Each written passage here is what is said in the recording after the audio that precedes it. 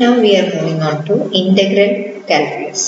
So before going into the theorems of integral calculus, we have to study or we have to be familiar with some terms, some common integrals. First one is the line integral, then second one is the volume integral, and the third one is the second one was the surface integral, and the third one is the volume integral. So we should try to understand what is the physical meaning or the geometrical interpretation of these line integrals. You may have studied about these all the three integrals in your maths classes, but here you should understand what is the physical meaning. Okay, so a line integral can be expressed as integral over a to b. This is the path. P is here written over here, which is the path through which this integral is carried out. So integral a dot b or through the path b, v dot dl. So here v is a vector function, and dl is the infinitesimal displacement operator. You know that this is the infinitesimal displacement vector. Okay, so there is a dot here, so v dot dl has to be found out. So let this be our path from A to B. Look at this figure. This is the initial point A, and this is our final point B, and through this path this function is moving. Okay, we have to find out what's the line integral v dot dl integral from A to B. So we first of all take a small length dl and try to find out, let this be our length dl.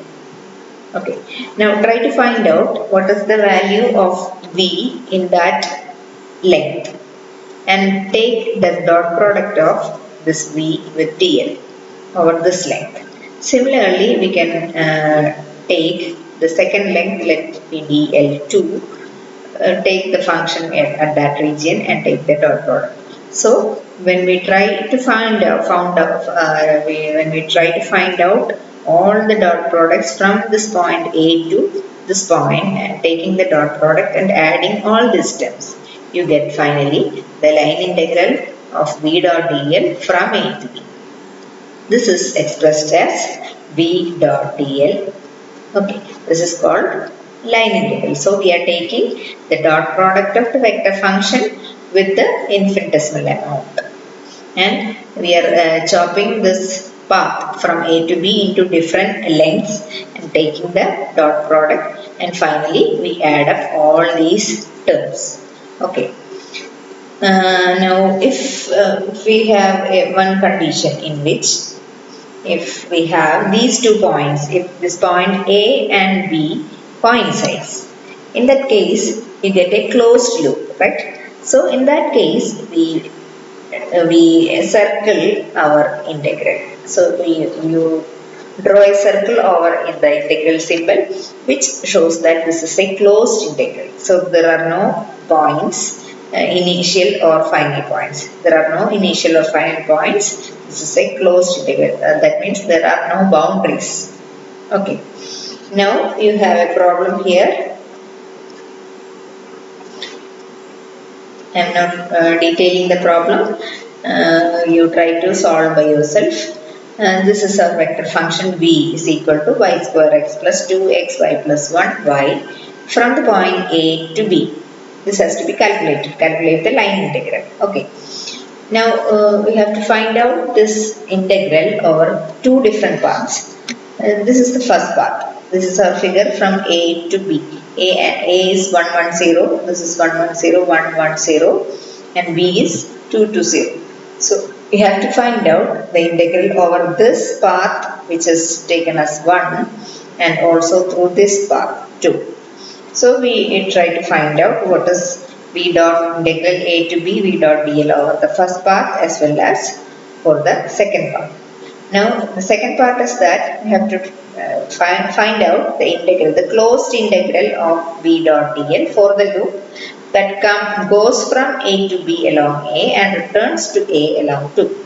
This problem is worked out here. You try to solve this in your notebook. Okay. So this is our problem. This is our second part, and top you get the first part. Okay. This is line integral. Now we move on to surface integral. So surface integral is a similar expression, integral over a surface S. So we write an S here. We have the vector function v dot dA. So v is the vector function and dA is the infinitesimal area, infinitesimal patch area. So let this be our surface. This shaded portion be our surface, and we have to find out the surface integral of this function over this whole area, whole surface. So this is our whole surface, and dA, this dA is a infinitesimal area. This is taken over here, dA, that is a vector quantity which has a direction perpendicular to the surface. So dA, this is the direction of the vector dA. Now, as similar to our line integral, we take the dot product of v dot dA. So we take all the area elements in the surface and take each dot product with v, and we sum up all the terms. So you get the total surface integral. Okay. Now, if the surface is a closed one, if we have closed surfaces, that means no boundary, you draw a circle over here like this. Put the circle over here. This means the surface is a closed one. So dA, this area or the surface is a closed one. Okay. Here too we have a problem. You try to do it by yourself. This is solved in detail in your textbook. So this is our function v. We have to find the surface integral over this function of this function over these 5 surfaces.